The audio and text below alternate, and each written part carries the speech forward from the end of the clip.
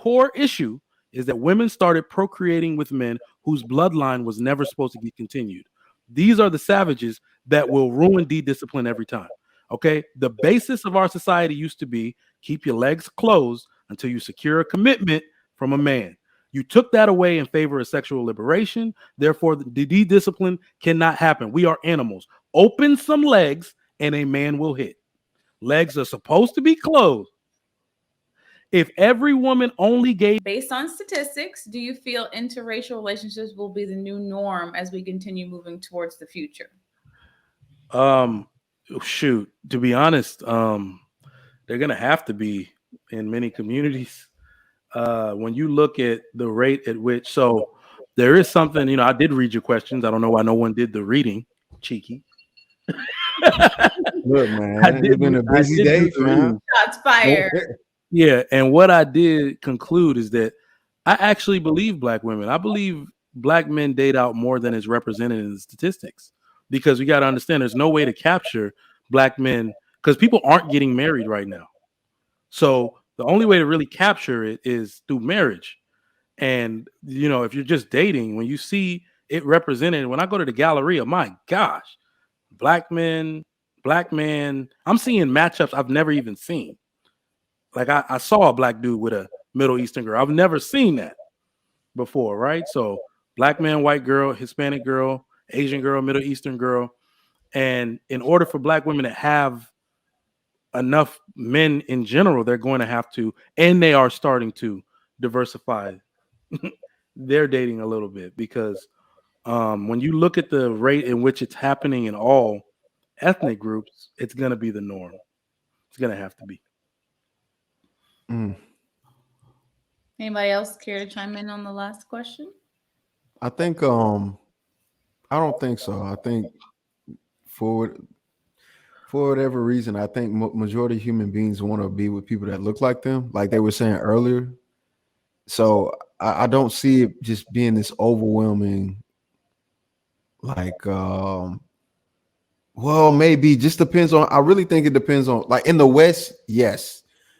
In the East and other cultures that are more established and very segregated in how they view themselves, no, it's not going anywhere.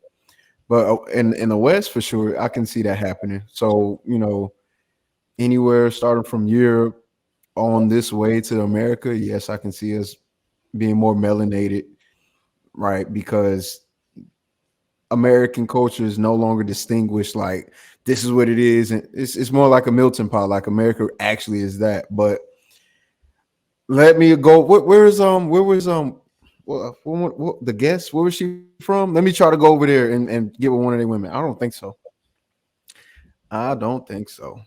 Trigger what? What trigger Mike? Trigger Mike. Now you know that's the nipple, man. I don't. You just. That's just well, I am particular to that part of the body, so it's nothing I haven't heard before. Lord have mercy. The teat. No, yeah. Pink nipples are great, and they should always be around. It depends on how far the time. They're interesting. Go, okay. At the end of the day, yes, we're all going to end up fucking each other. That's how it goes, kids. I'm sorry. Go ahead, Rob. The more our societies become integrated, the more we're going to fuck each other. That's how it goes.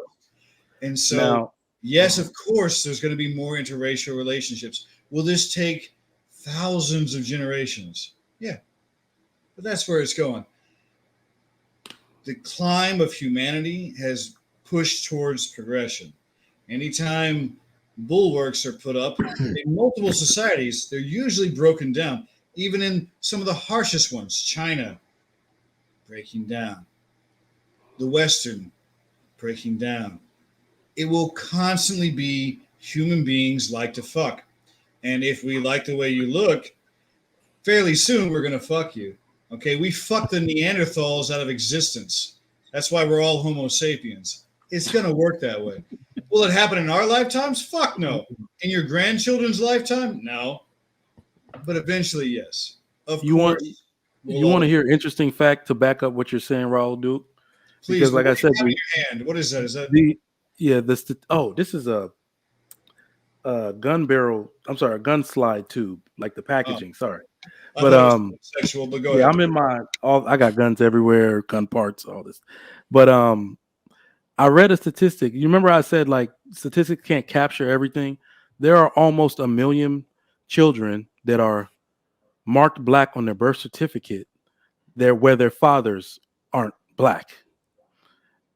So it's like it's already happening, right? So when you see a black woman and a child, even if the child looks racially ambiguous, sometimes just people just say, "Oh, the dad isn't in the picture and he's black." No, black women have been having like almost 1 million.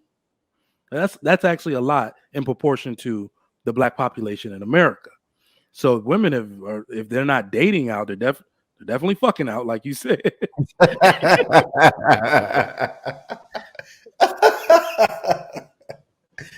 Oh man, that's something. That is something. Kelly, why do you think?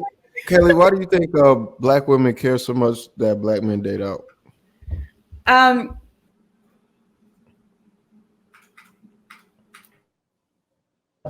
So I'll answer it. You're not gonna like my answer though. She needs some water. She needs some I water. don't know.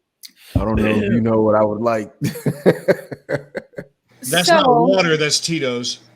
It's not Tito's. It did. She did it small sip like. It's Chardonnay. I just don't have my wine glass with me. So I'll be honest. I don't really have a problem with black men dating outside of the race. I personally think people should fall in love with who they connect with and marry who they have chemistry with, no matter what their color. However, what I don't like, I'm going to be honest, is when black men date outside their race as if they want it, like with this air, like, oh, I have to go get something better. So I'm not going to date a black woman. I'm going to date a white woman or a Hispanic or a Kim Kardashian. You know what I mean? Because I've elevated myself, a black woman just won't do anymore. You know, that's what I don't like. It's that attitude that comes with dating outside of your race, as if your race wasn't good enough for you. So do I care if I walk down the street and see a black man and a white woman holding hands? Absolutely not. But when there's this attitude with it, like, he's elevated, he wanted something better. That's what I don't like. You know, if you fall in love and that's who makes you happy, great. More power to you. But I just don't like that. I got to get something better. Let me passport, bro.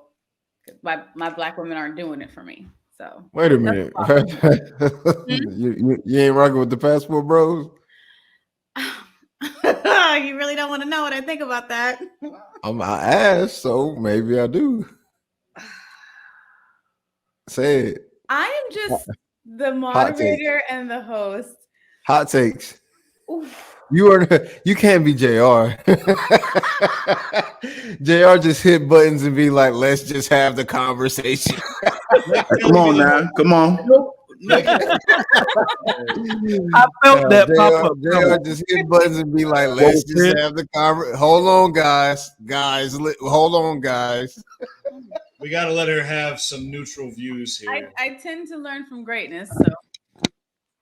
No, the passport. You don't got a beard. You don't have a beard. You can't pull it off. Movement.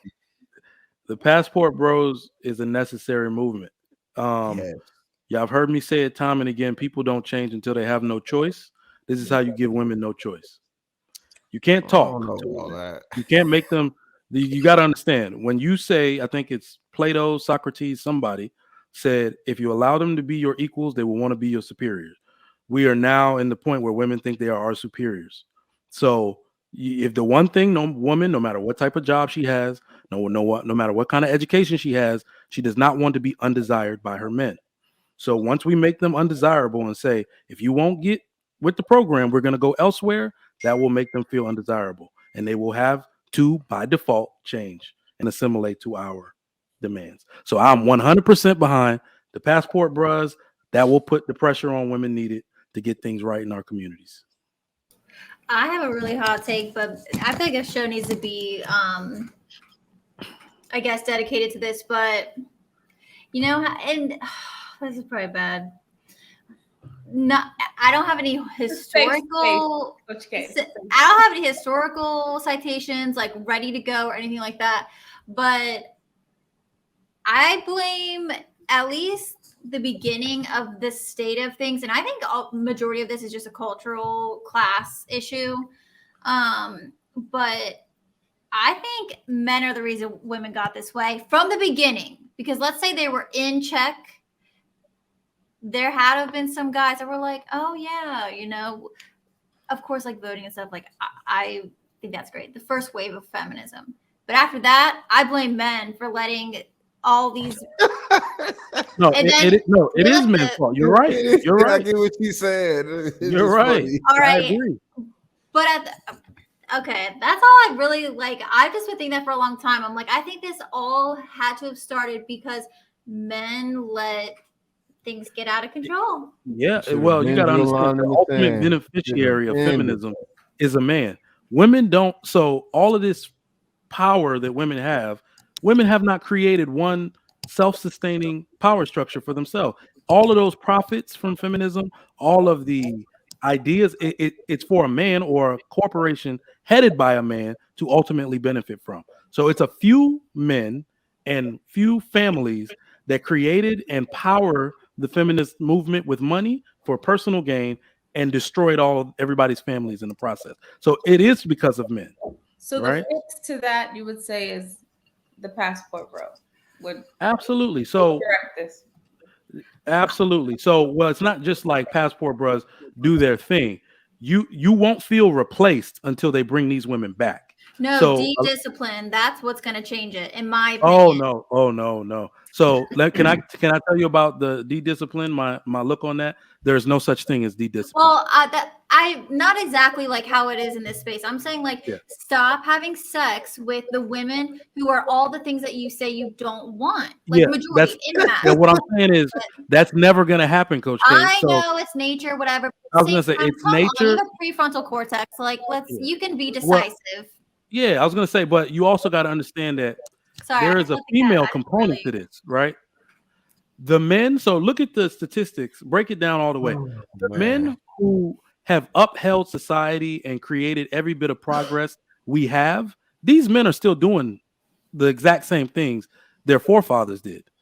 Okay, my great grandfather, blah blah blah, said everybody with my last name shall be married, yada yada, and I'm married. The men who are supposed to be doing what they're like, good upstanding men are still doing everything. We represent the other 50% of people that are married and don't get divorced. So we got to recognize that. The core issue is that women started procreating with men whose bloodline was never supposed to get continued. These are the savages that will ruin de-discipline every time. Okay, the basis of our society used to be keep your legs closed until you secure a commitment from a man. You took that away in favor of sexual liberation. Therefore, the de-discipline cannot happen. We are animals. Open some legs and a man will hit. Legs are supposed to be closed. If every woman only gave ass to men who had a job, were upstanding men, and were trying to better themselves, guess what every man would want to be? An upstanding man. But coochie is free. Or great. I agree with that. That's a whole other show, man. I gotta bow out. I'm just saying, Trigger, that's really fucking hard to implement, brother. What you just said is a profound statement that, oh my God, never really existed. And you could never enforce that shit because women are gonna do what the fuck they want to do. Yep. But I mean, it was never that way to begin with. But God bless you all.